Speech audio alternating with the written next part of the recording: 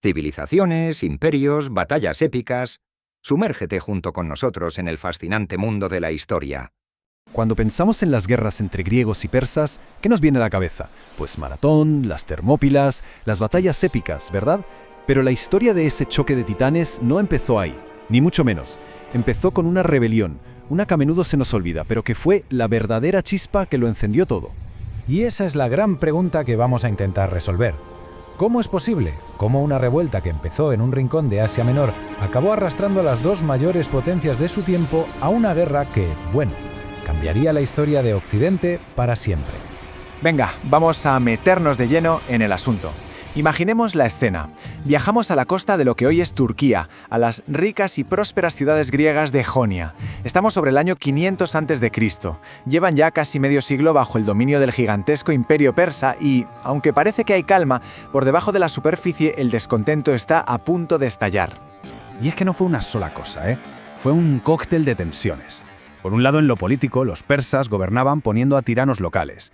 Y claro, esto chocaba de frente con el ideal griego de autogobierno, lo que ellos llamaban isonomía. En lo económico, pues los persas tendían a favorecer a los comerciantes fenicios, que eran los rivales directos de los jonios. Y ya para colmo, una campaña persa que había salido bastante mal en Escitia, pues mandó un mensaje muy claro. El poderoso imperio no era invencible. La zona era un auténtico polvorín, vamos. Y claro, a un polvorín solo le falta una chispa. Y esa chispa tuvo nombre y apellidos: Aristágoras, el tirano de Mileto. Este hombre, movido por la pura ambición, convenció a los persas para atacar juntos la isla de Naxos. El resultado, un fracaso, pero un fracaso estrepitoso.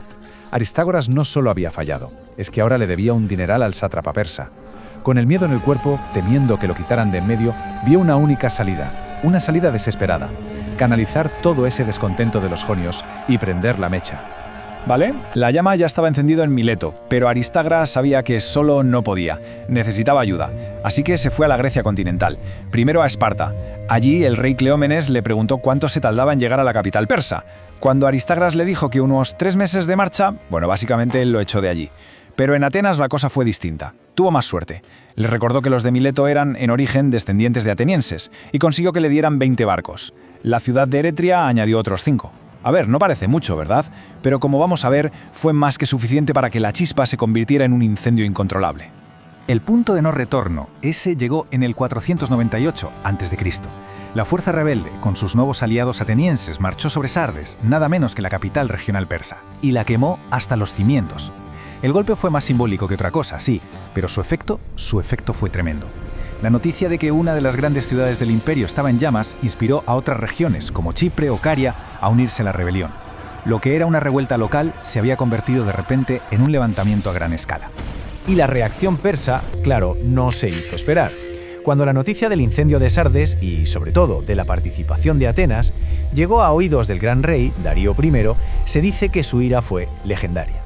La anécdota, que es buenísima, cuenta que ordenó a un sirviente que 3 veces en cada comida le susurrara al oído: «Señor, acuérdate de los atenienses». La ofensa no iba a ser olvidada. La venganza era solo cuestión de tiempo. Así que la respuesta persa fue contundente. Después de apagar los otros fuegos de la rebelión en Chipre y otras zonas, concentraron un ejército enorme y una flota nueva para golpear el corazón del levantamiento, Mileto.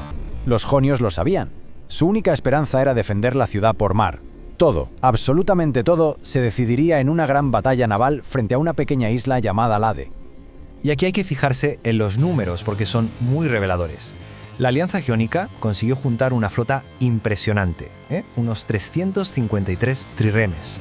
Pero los persas, con sus barcos fenicios, chipriotas y egipcios, pusieron en el agua casi 600. A pesar de la desventaja, la moral griega era alta. O bueno, al menos lo era al principio. Y es que antes de la batalla, los persas jugaron sus cartas de forma muy astuta. Enviaron a los antiguos tiranos griegos que habían exiliado para que hablaran con sus compatriotas, prometiéndoles el perdón si desertaban. Y al mismo tiempo, el comandante griego, un tal Dionisio de Focea, sometió a su propia flota a unos entrenamientos tan duros que la disciplina empezó a romperse.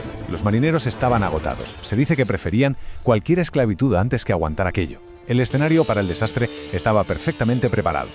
El momento clave llegó justo cuando la batalla iba a empezar. De repente, las 60 naves de Samos, que habían negociado en secreto con los persas, dieron media vuelta y se largaron. Abandonaron la formación. Al ver esto, las 70 naves de Lesbos, que se quedaron con el flanco totalmente descubierto, hicieron exactamente lo mismo. Fue un efecto dominó, devastador. La gran flota jónica se desintegró sin apenas haber luchado. Solo un puñado de valientes, como los barcos de Quíos, se quedaron a luchar hasta el final.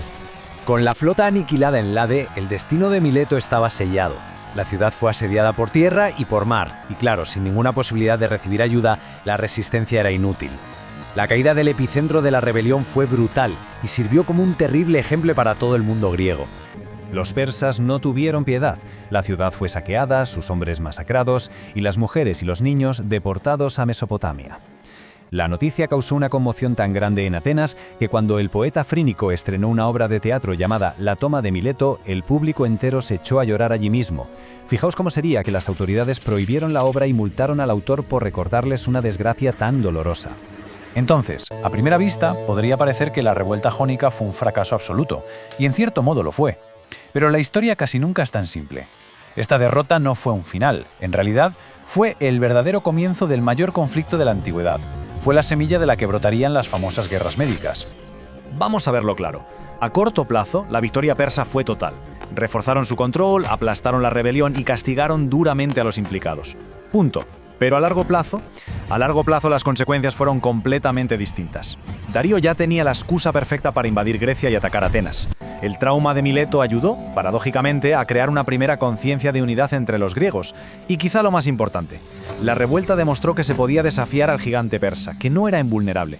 Al final, la revuelta jónica transformó lo que era un asunto regional en una confrontación entre civilizaciones. Al implicar a Atenas, el juramento de venganza de Darío aseguró que la guerra saltaría inevitablemente al corazón de Grecia. La primera fase de las guerras médicas acababa de comenzar. Y nos queda una pregunta flotando en el aire, ¿verdad? ¿Qué habría pasado si esa flota jonia se hubiera mantenido unida en Lade? Una victoria naval en ese momento podría haberlo cambiado absolutamente todo. Quizá habría evitado las grandes invasiones persas que vinieron después. Es un recordatorio fascinante de cómo un solo momento, un acto de desunión, puede reescribir por completo el curso de la historia.